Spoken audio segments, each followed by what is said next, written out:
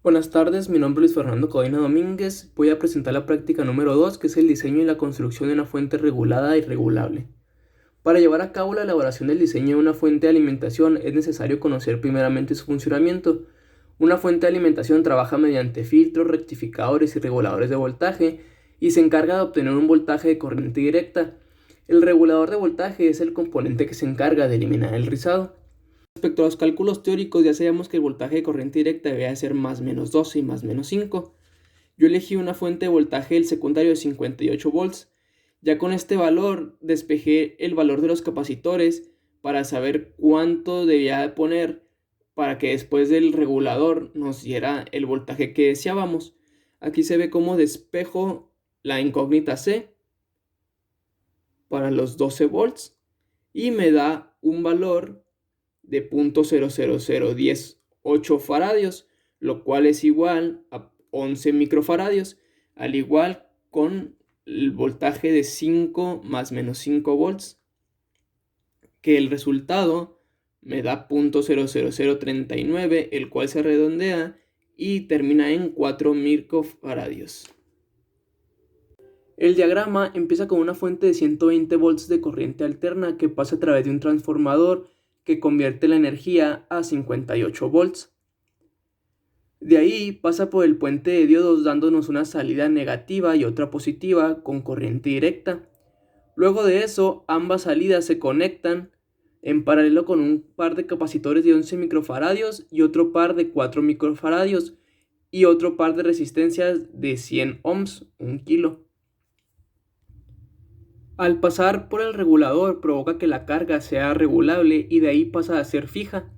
Sin embargo, en los otros dos casos donde se presenta un potenciómetro, el cual es una resistencia variable, tiene un rango dependiente del valor de este, así que finalmente podemos variar nuestros voltajes de 0 a más menos 12 y 0 a más menos 5 volts. Es muy importante que todos los circuitos sean aterrizados para su buen desempeño.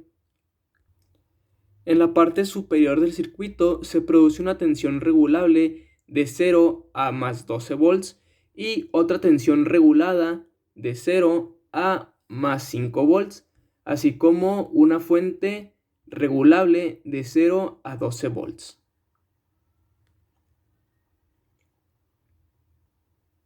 Este es el potenciómetro, el cual nos ayuda a regular de 0 a 12 volts. Aquí se puede ver cómo podemos bajar el voltaje hasta el mínimo, que es 0.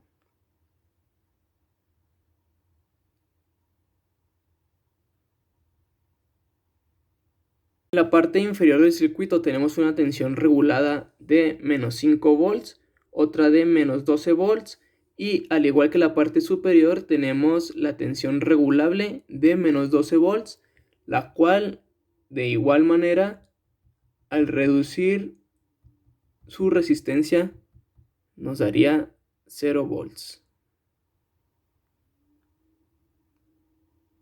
Podemos ver cómo baja hasta su resistencia mínima, el cual nos entrega 0 volts. Esta es la mencionada gráfica de rizos. Aquí podemos ver tanto la entrada de los 120 volts como la salida de los 58 volts medidos en el osciloscopio.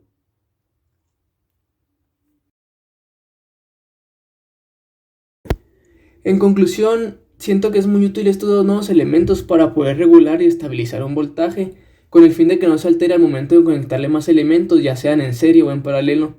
Además de que podemos modificar el voltaje que entrega con un potenciómetro, a modo que podemos prácticamente conseguir un voltaje estable y que no se modifique. Por último, gracias a estas prácticas podemos apreciar cómo un circuito puede primeramente cambiar de una corriente alta a una baja gracias al transformador, y hacer que esta corriente alterna cambie o se asemeje a una directa gracias a los diodos.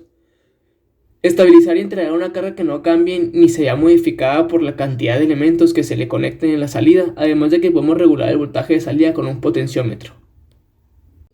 Esto es todo por mi parte. La verdad me siento con una mayor visualización del panorama electrónico del que en un principio desconocía bastante.